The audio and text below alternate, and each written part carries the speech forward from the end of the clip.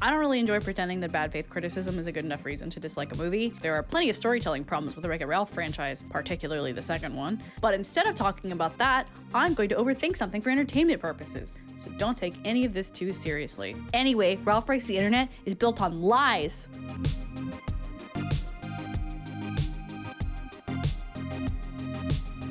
Okay, Wreck-It Ralph came out in 2012, and the sequel, Ralph Breaks the Internet, came out in 2018. There are spoilers for both movies in this video. We are mostly going to be talking about Ralph Breaks the Internet. The entire plot of this movie hinges on the fact that the Sugar Rush steering wheel is broken, but a replacement part can be found on eBay for $200. Litwack, the arcade owner, decides not to buy the part, saying Sugar Rush doesn't make that much in a year. How much? That's more than this game makes in a year.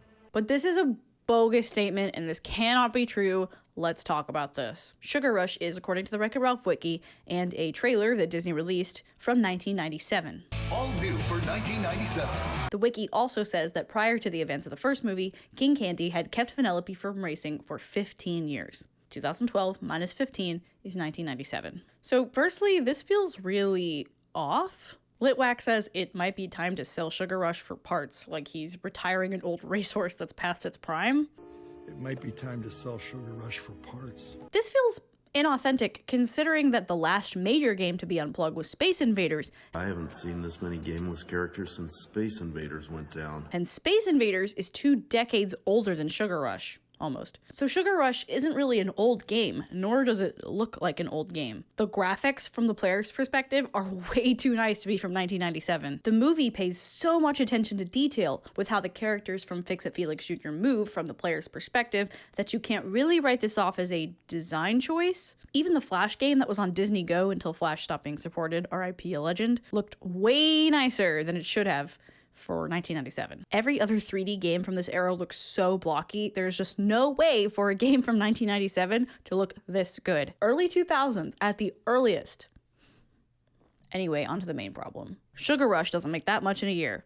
No way. Don't believe it. According to this article from Party Center Software, the average arcade game makes $200 in a week. So why can't he afford the steering wheel? Sugar Rush's arcade cabinet is actually modeled after the Fast and the Furious arcade cabinet, but that's a few years too new for 1997. So let's look at another game that actually exists and is comparable in time frame, Cruisin' USA. I looked up the manual for the Cruisin' USA arcade cabinet, and it comes with 4 coin slots. While operators can set their own prices for games, it's reasonable to guess that it might cost $1 to play, considering that in the first movie, Hero's Duty is a brand new game and it costs $2 to play. We never see how much Sugar Rush actually costs to play. All that we do see is Swati putting in $1 into the change machine and getting her quarters in return. We can safely guess that older games like Tapper and Fix-It Felix Jr. probably cost $0.25 to play, but a newer game like Sugar Rush, it does come with a whole seat attached, might cost 50 cents or even $1 to play. So let's do some math. God, who am I? According to the Wreck-It Ralph wiki, Litwack's Arcade is open 7 days a week. We'll assume it's not open on major holidays like Christmas Eve, Christmas Day, New Year's Day, Easter, and Thanksgiving. The 4th of July is a tough call because a lot of businesses like restaurants are open on that day, so maybe the arcade is too. It doesn't affect the math that much if the arcade is closed for 1 extra day, so we'll ignore that for now. We're gonna say that the arcade is open 360 days a year. But wait, Auron, Christmas? Easter?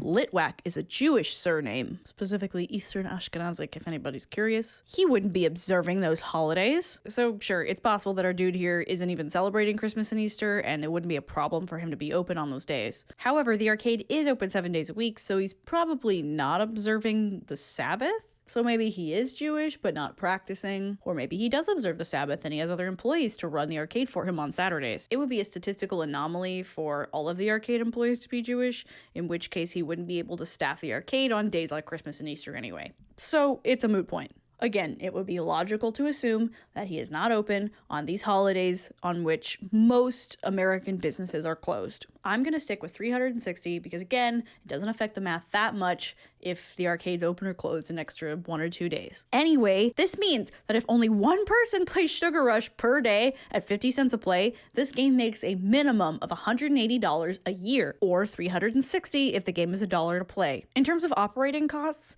arcade cabinets don't take up that much electricity either. This estimate from Retro Only puts the cost of electricity for an arcade cabinet at about $5.18 a month if the game is played for 16 hours a day. That totals up to a cool $62 $22.16 a year. Subtract that from $180, and that's still not the $200 cost of the steering wheel, but that's like bare minimum worst case scenario numbers here. To break even on the cost of the steering wheel and the cost of maintenance, Sugar Rush at 50 cents a play needs to be played 525 times every year. I imagine that a popular game like Sugar Rush gets at least 50 plays on a weekend, and that's only 10 weekends of plays. In the first few scenes of Ralph Breaks the Internet, we can see that Sugar Rush is placed at the front of the arcade, right beside the door. It's the first thing you see when you walk in, meaning that it has to be a moneymaker unless Litwack is just placing games willy-nilly. But the man has managed to run a successful arcade in a state with a very high cost of living for at least 30 years, so he must have some idea of what he's doing. Especially after the events of the first game, when Vanellope is unlocked as a racer, the game takes off in popularity. At the beginning of Ralph Breaks the Internet, the arcade opens and 2 kids are already lining up to play Sugar Rush, one of whom breaks a steering wheel. It's unbelievable to me that this game doesn't get at least 2 plays a day, or if it's only 25 cents to play, then 4 plays a day is not that much to ask for. I'm convinced that even the least popular games at arcades get at least that many plays a day. At my hometown arcade, there's still a line for Crystal Castles. So why does Litwack, last known status alive, thank God, tell the kids that Sugar Rush doesn't make enough to justify buying the part that makes it functional? I mean, he's making money off of this game. Forget looking at this from a business perspective as to whether or not the arcade makes enough money. I mean, he makes enough money to have bought a router for public Wi-Fi use, so if Litwack had said, business just isn't good enough right now for me to justify buying this part, I'm sure the internet-savvy kids who love coming to this arcade so much that they know the man's name would have started a GoFundMe to afford the steering wheel or keep the business in the black. My point is that Litwack lies/says something totally bogus for no reason other than to create plot for the movie. But hey, that's just a theory. A film theory. He's probably just sick of hearing the Sugar Rush song every day for the last 20 years. Maybe for some reason, the Sugar Rush theme song is just the most annoying out of all the arcade games, and he's been looking for a reason to unplug it. I mean, he already removed the second seat and the second cabinet to create plot. Where's the second cabinet, Litwack? Get the steering wheel off of that one. One more thing. When Litwack looks at the eBay listing on this kid's phone, it says $200 or best offer. This means that it's a buy it now item. However, when Ralph and Vanellope go to eBay to buy the steering wheel, it's up for auction? Seems like a huge oversight on Disney's part. Kind of like how Litwack magically changed names from Stan to Del. Anyway, Ralph Breaks the Internet was fun, I guess. As fun as a soulless sequel with no regard for the first movie's character development that takes viewers on a strange meta-examination of Disney's cultural presence and submerges viewers in the capitalist hellscape that is the internet can be. A special thank you to my supporters on Patreon, Josh Ferguson, I Am the Teacup, Alexis Womack, Brian Barnes, and Paige. If you like the kinds of videos I make, consider subscribing. If you really want to, my Patreon link is in the description if you'd like to support me there. Thank you guys so much for watching, and I'll see you in the next one.